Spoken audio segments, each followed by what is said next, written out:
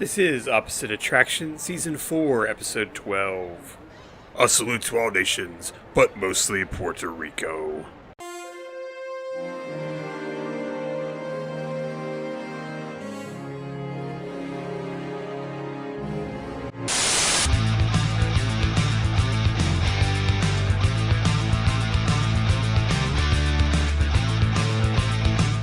Alright, ladies and gentlemen, keep your arms, legs, poodles, and whiskey bottles inside the vehicle. I've used whiskey bottles before. Hold on, let me. Unicorns inside the vehicle at all times, because this here is Opposite Attractions. I am your host, Scottye, the body, more.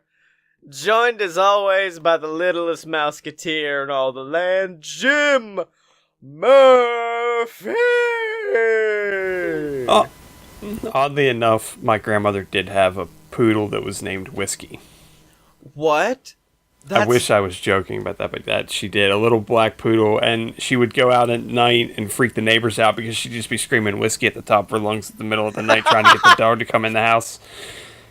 Which you've probably done too, but not out like on your back porch, maybe. Just need to text Emily. Add to baby name list whiskey. Because I've met while working in Disney World and working with all the children, I did meet a tequila once, and I was like, "You're fucking awesome. You're the best, child." I didn't meet the person, but I do know that I've one of my coworkers met a girl. It was his next door neighbor or something, and her name was Palometrius. Jesus Christ. Okay. Now, of course, the reason why I did name myself Scottye the Body is because I had to go through some muscular fortitude this weekend. Because we went to I don't know if I would call it an amusement park, but it's kind of an There's not like a Ferris wheel, but it was Stone Mountain Park in Georgia, which is kind of a theme park. I think I've heard of it. I don't really know what it is, but I think I have heard of that. Well, it's a big fucking... I know I've heard of Stone Mountain, Georgia, because I think there was a wrestler that said he was from Stone Mountain, Georgia. Yeah, it'd be Jake the Snake Roberts. Thank you very much. Don't test me. I couldn't remember. But yeah, it's a big fucking mountain they put some shit in front of, and we're like, this is a park. He could probably fit into a little shitty, like, backwoods theme park, I think, too. Yeah. So, what it is it was Snow Mountain. So, I thought what that meant was they took the entire mountain. This is a big fucking mountain, by the way. It covered it in snow. That way you got the feeling of... Because, in the South, snow doesn't exactly exist. So it gives you the feeling of being around snow, even though you're not. Turns out... Is it Snope? It's not Snope, is it?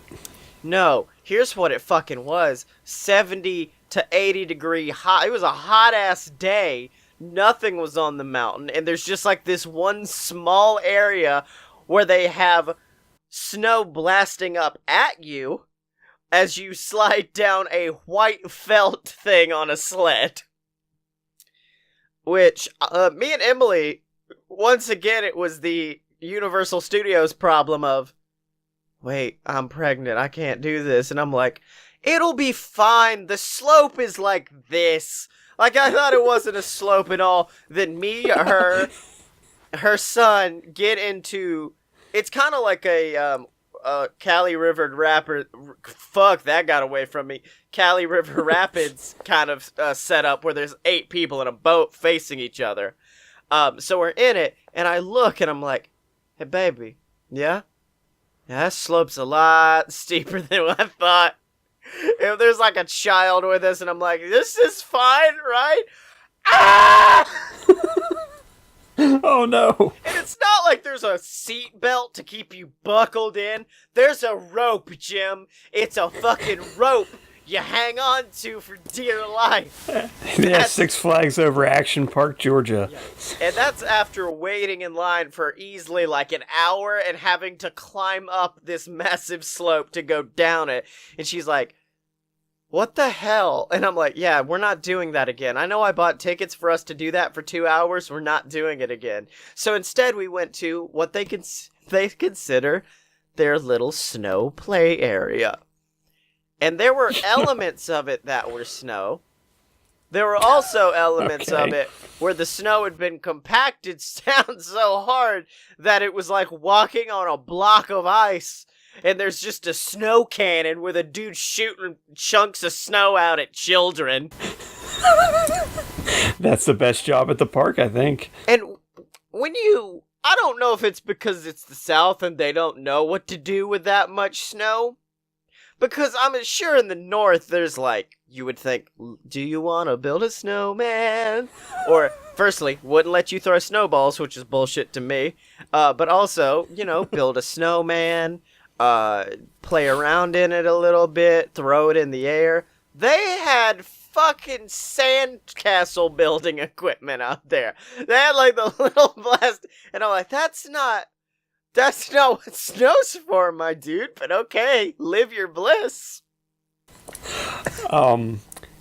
When you lived in the greater Orlando area and the Kissimmee area, were you privy to the idea that they wanted to put a fake snow mountain in the middle of 192? The fuck's wrong with you? What?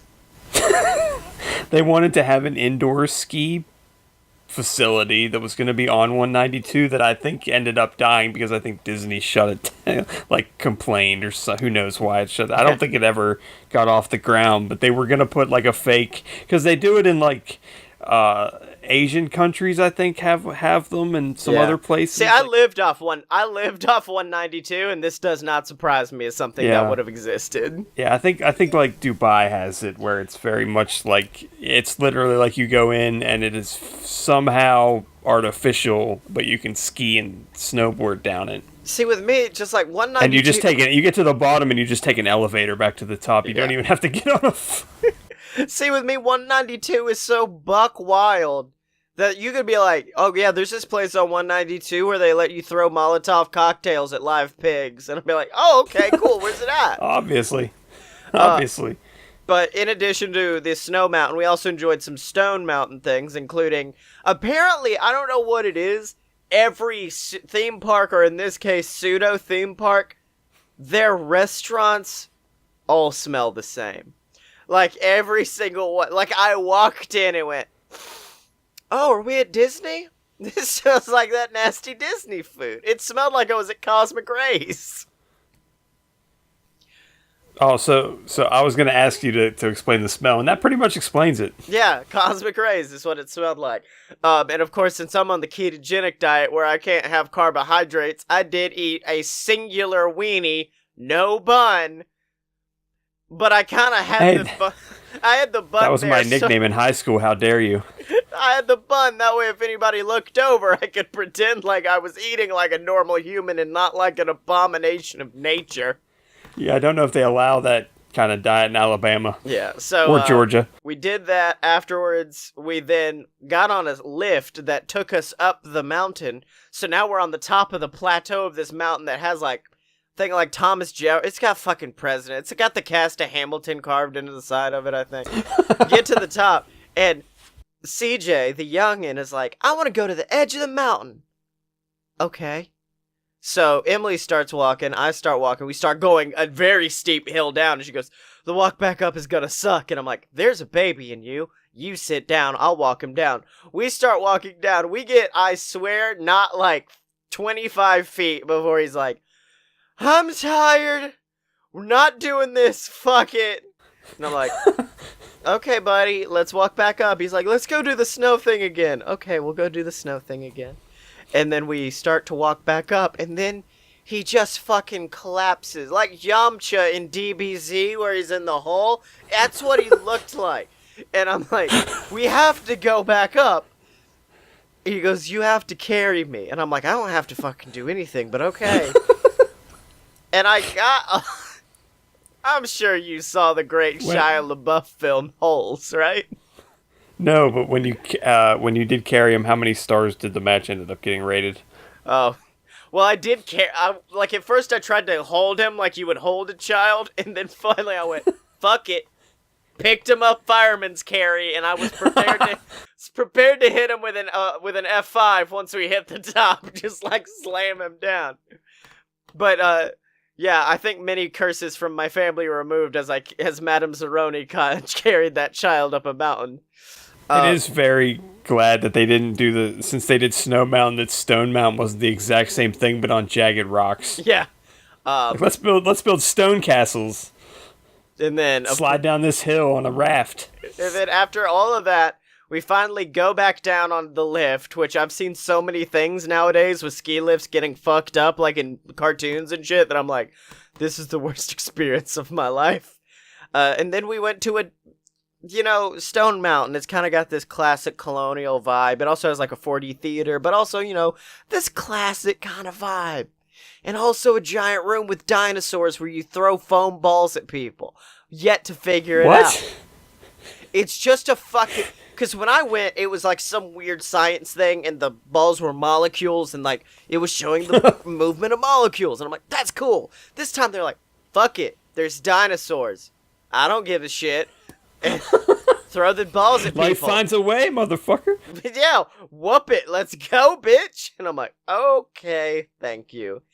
This is also the same park that I went to, and it's the first time I ever realized how much I hate 4D movies, because they were showing Journey to the Center of the Earth, starring theme park favorite Brendan Fraser, and there's a part where snakes come out, and it does the tss, and then it hits your feet, and I said, oh, cool, I don't have to do this ever again. I'm good. Why would it hit your feet?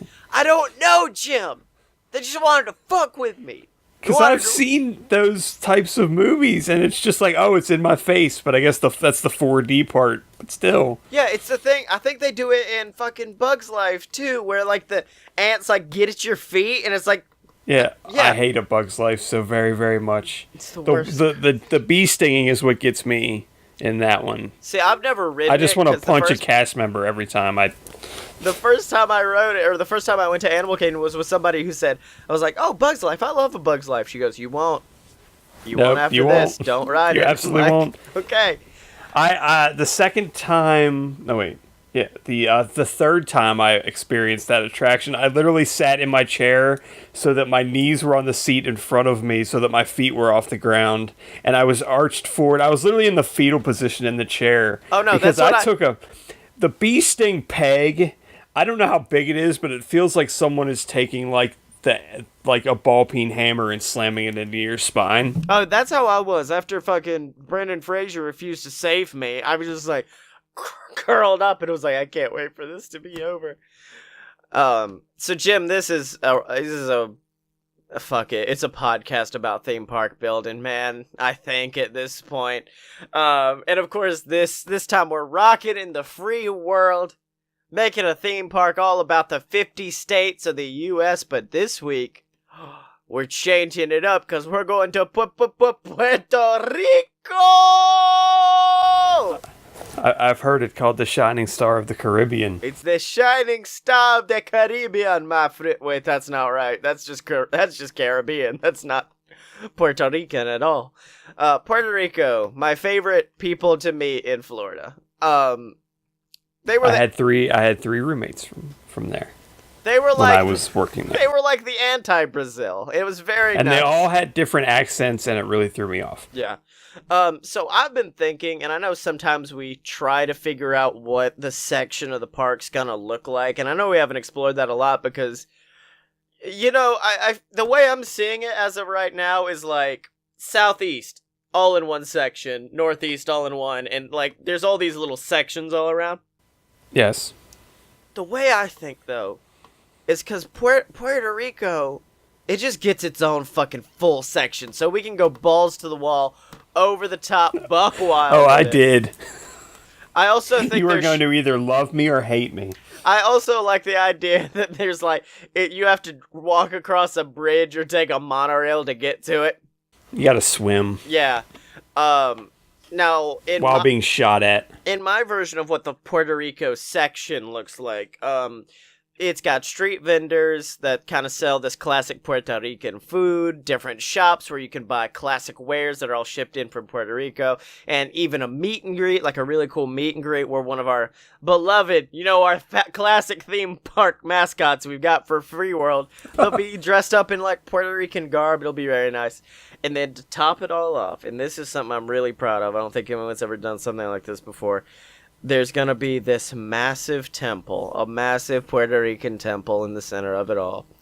It's nearly 100 feet into the air, and as you walk in, it's a perfect recreation of a nice little Puerto Rican village with a full restaurant you can go eat. There's even more shops, a nice little bar area for people to go hang out in and go drink. And of course, inside this grand temple, mixed alongside everything else, is the entrance to my ride, which is of course called... Oh no, that dang old duck is gone. Why are you laughing? You act like you already know what the ride is. Now, of course, the line section, it's not very long because it's not one of the more popular rides, but, like, there is going to be a huge cult following with the alcoholics who drink too much at the bar and just need a ride to go on. And, they do, apparently Disney did finally get on the bandwagon, and now they sell World Showcase branded shot glasses, like one for every country. Well, I gotta remember that. As a set. It's as a set.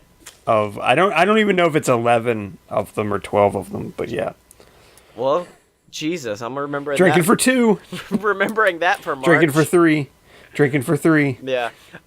So you get onto your ride vehicle. It's this is the only piece of research I did. You get on a Chalana sailboat, which is the official sailboat of Puerto Rico, I guess. I looked up Puerto Rico boat.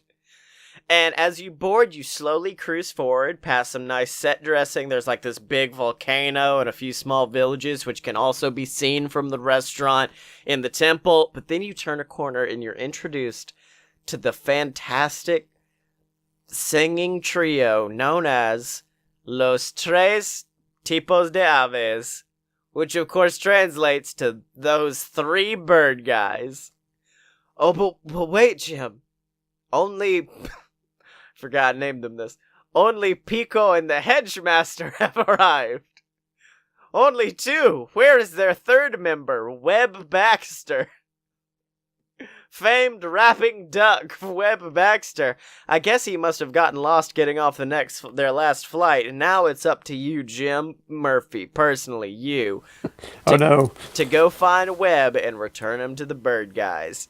And now this is the part I really like, because this is where we get to show off that authentic Puerto Rican culture. Web dancing traditional dances with locals, eating the delicious food, helping with the cleanup effort after the hurricane, which is more than I could say for the U.S. government. And then finally, near the end of the ride, Pico and the Hedgemaster, they've gotten wise to Webb's old games. And they track him down, and they're gonna drag him back to the stage for a show that you get to be front row for. Massive fireworks blasting, a massive Puerto Rican skyscrapers in the background, balloons, confetti raining down, and everyone's celebrating the return of that hometown hero, Web Baxter, who is, of course, voiced by Puerto Rico's favorite son, Lin-Manuel Miranda. And as your boat returns to shore, he just spits some fresh rhymes for you, and I think it would go a little something like this. Oh, Jesus. Yo, I've been lost all day, couldn't find a way back, but my brothers here found me. My beak's gonna quack, gonna crack, gonna smack, gonna spit a couple lines. I hope you people, well, you all enjoy the ride through a place that I love, a place that I embrace, taking in the sights, sounds, smells, feels, and tastes. When my spirit needs a boost, my homies and I, we go to a place we got mad love for. It's Puerto Rico! And then that's when you go and you exit the ride. And for some reason, Jim, I've yet to talk to my Imagineers about this, but there's always a backup in the fucking line for the boat, and you crash into the first 2 in front of you. every single time. Yes. And there's also, like, you could hear Webb and all the other two chatting and saying some weird shit above you. And then, like, you hear it 3 times, even though you're only supposed to hear it once. And then you get off your boat. And if you're like me and drank a margarita before this, when you get off the boat, you will suddenly be very intoxicated. It's a magical ride, to say the least, Jim. You did say the name of your attraction is That Dang Duck is Missing? No, it's, oh no, that dang old duck is missing. Okay, I had to make sure I got that correct for my notes. It's actually a famous Puerto Rican phrase. I know you may not be familiar with it, but I did my research. You like how much research got me was they have food and wares. All right, so that's my addition to the park, which I'm not gonna say was dreamt up in like a fever dream 5 minutes before this call started. It does fill our Lin-Manuel Miranda quotient for the season. I know. I was like, have I done Lin yet? I feel like I've rapped this season, but I don't think I've rapped his Lin yet. Oh, so Jim, take me away to a special place. I did something slightly similar. It doesn't have anything to do with ducks. Okay. You are gonna hate me very, very much. I don't really have names for my attractions because I have a couple. Essentially, kind of like yours.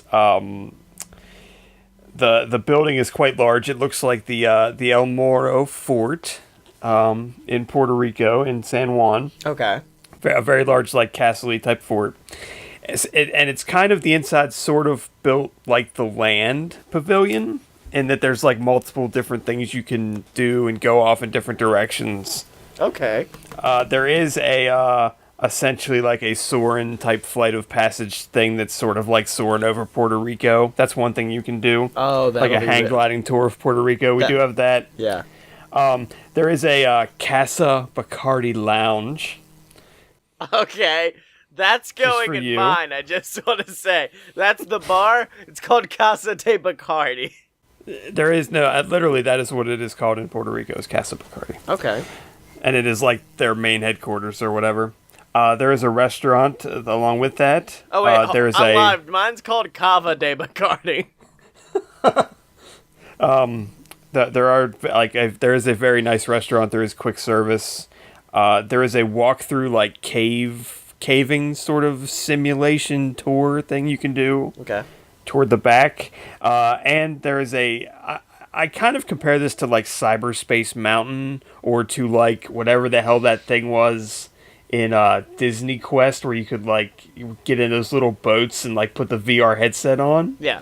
But it's kayaking through Mosquito Bay in Puerto Rico, which is like a bioluminescence.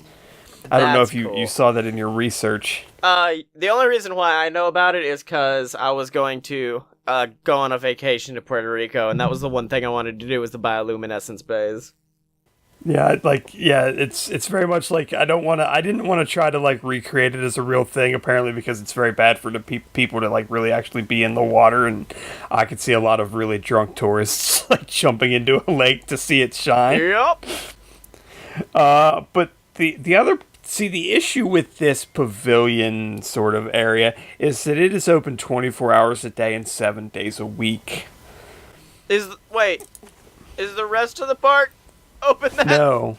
No, just this, because once you go in, you are not allowed out unless you sit through a timeshare seminar for the hotel that is also connected, because this is the beginning of our FreeWorld Vacation Club. Okay.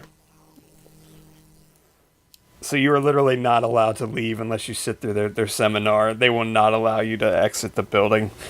And I like the idea that they're like, you can spend the night if you want to take but like if you haven't done the timeshare yet, it's like a shitty cot. Like it's like a dorm room for college is what you get. No TV, barely. Well, no, you can pay to stay in one of the rooms. You're just not allowed back into the real world again until you. Mm-hmm.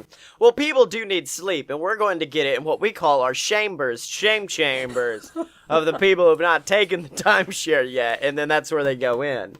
Like I said, they don't even have to actually sign up for it. I'm not trying to take their money. They just have to sit through the seminar. It's only an hour long. It's fine. You don't have to start pitching it to me. I'm one of the runners. And there are definitely going to be kiosks for like every 7 feet.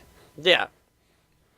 Like in the middle of your VR ride, you'll be like in the middle of the Mosquito Bay paddling, and there'll be like another boat come up next to you, like, "Hey, would you like a brochure?" Well, see, I know because you've sent me messages on this. You've actually done research. You sat down and watched how many steps a person would take before they started to feel comfortable in a theme park, and you realized it was about every 7 feet. So that's where you put the kiosk to make sure they always feel unnerved and wanting to sign up for this. So, I hate to do this to you. What's the fucking ride? It's what I just mentioned. It's all those things I just mentioned. Yes. Oh, okay. So, there is a lot to do. You just can't leave unless you sit through the seminar. That's all. Okay.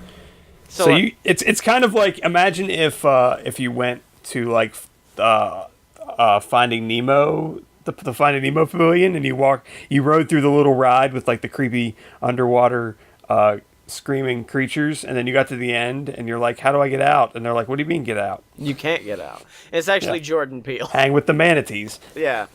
Okay. I think this might be our first combo meal of the whole season, because I really think we can combine these two ideas. Yeah, just throw yours in there too. It's fine. Yeah, I could just throw mine in. We could put in La Cava de Bacardi. Throw my ride in, put everything else on the outside. They serve margaritas that taste like pure homemade ass. Homemade. Have we talked about the time I got real drunk at a movie theater? It was the movie theater at, what's it called? There was like this hipster mall in Orlando that, like, there weren't real stores. It was just like people who were like, "I make homemade soap," and they're like, "Okay, have a section." I think that's called a flea market. Is what that's called. It was like a flea market, but a mall, and there was a magic shop in it that I liked to go to, and that's why I know it. But there also was it in what part of Orlando was this in? It was. Did you have to take a train with like wizards on it to get to this part of Orlando? Yes. I got on platform 9 3/4, and it took me there. But I went to go see a double feature of Batman, the original 1991 Tim Burton Batman, and then Suicide Squad immediately after that. If you thought Suicide Squad was bad before, watch it immediately after watching the masterpiece of the original Batman by Tim Burton, and you'll realize, like... Batman! Yeah. So I had like... I think that's in the first one. Was that in the first one? I think it's like... I think it was further in the series, I think. No, the first one, it's where the guy, like, Batman, like, drops down through, like, a skylight, and there's a guy in the crowd that he just goes, "Batman, ah!" That's all he does. No, I think the first Batman, the best quote is, of course, Michael Keaton busting open in front of the Joker and going, "You want to get nuts? Let's get nuts!" Like, okay, Batman, Jesus. But I had probably like 20 minutes between Batman and Suicide Squad, so I decided to frequent their bar, which I then detailed on Twitter, including me taking a picture next to the cardboard cutout of Harley Quinn. But after talking to the guy, like, behind the booth about the liquor, because they had a frozen margarita and a frozen daiquiri, he was just like, "Man, you want to know a secret?" "Fuck yeah, I want to know a secret." He's like, "It's about what you're drinking and what you've been drinking all night. It's not piss. No, it's not piss. You're good." "That's not a daiquiri." "I beg your pardon? But it says daiquiri. You can't..." "No, it's not a daiquiri. That's just some flavored fucking wine that we freeze, and then we call it a daiquiri." Okay. What's the margarita? And I can't remember. I think he was just like, it's like a flavored liqueur that we just mix up and put in your shit. And then we'll put a shot of tequila in it sometimes if the person seems cool. And I'm like, your boy seem cool? And he's like, you're fine, man. Here you go. And I'm like, thank you. Like, that was the moment I'm like, my whole life has been a lie. That would, if Disney did that, it would explain a lot. Yeah. It's as bad as, have you seen the video of when they had the one, like, it was like a $2 Long Island iced tea at Applebee's? What was that hot dog you ate that you didn't want to ever eat again? Which one was that? Oh, that was most of the hot dogs. Yeah, but which one was the one at Casey's Corner that was, The mac, okay, I've had two, and both of them could be served at Thanksgiving, because one was a mac and cheese dog that cannot be eaten. Well, what if the person at Casey's Corner was like, you want to know a secret? That's not that hot dog, it's actually flavored wine that we shaped into a stick. I'd be like, yes, give me more. It's a meat stick of flavored wine. It's a meat stick of flavored wine. Jesus. Yeah, I would have been like, yeah, give me more. Keep them coming, Hoss. I didn't know you guys could sell that here. He's like, we can't. That's what the turkey legs are made of. No, that's going to be for like March or something. Like whenever spring break comes along, that's going to be their featured hot dog of the month is the Long Island iced dog. Which I think I just wrote an episode of Rhett and Link's Good Mythical Morning with that one, but there's just like, well, there's tequila in there's tequila in the ketchup. There would be rum and the mustard, maybe? I think those would go well. Vodka and the mayonnaise. No, vodka relish. Whiskey just in the bun, baked into the bun. And you get a Long Island iced dog and some sweet and sour sauce on top.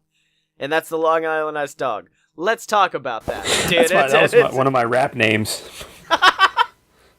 Oh, so Jim Murphy, it's been an episode. But we gotta find out where we're going next week. Yeah, we only got 3 left. Yeah, we've gone kind of off the rails on these last 2, as if we've forgotten that states exist, and we're like, fucking Washington, D.C., I guess? At least this time when I do the intro, I'm technically using the name of another nation. Yeah. Alright, so where are we going next week, though, buddy? The only thing I had on my list left was Alaska. I mean, Alaska could work. Could just make a super fucking cold ride. All right. That was the only thing I had left on my list was Alaska. Well, then I guess we're going to Alaska next week, Jim Murphy. But until then, where can they find you on the internet? I am on Twitter at Long Island Ice Dog. No, I am apparently smart, as you can tell by that last comment. And you can find me on Twitter at ScottyMo, SCOTTYEMO is how you spell it. Make sure to buy all my books on Amazon, the Queasel Corp Trilogy, BS versus the Gods, or go to audibletrial.com/BS Network. Pick you up a free 30-day trial of Audible. You can get a free copy of any of my audiobooks about any of my books. It supports us. You get something for free. It's a win-win, but if you want to support us elsewhere, you can either on Patreon, patreon.com/a-load-of-BS, or by picking up some merch, including the brand new Opposite Attractions ugly Christmas sweater at merch.aloadofpurebs.com. Check that out. Check out all the other shows at aloadofpurebs.com. Ladies and gentlemen, and of course remember to rate, comment, subscribe if you're on YouTube, leave a review on iTunes. Every single review we can get helps, ladies and gentlemen, and of course remember to find Jim and me on Twitter at OpAtShow. That is spelled OPPATTSHOW. Are you down with OPP?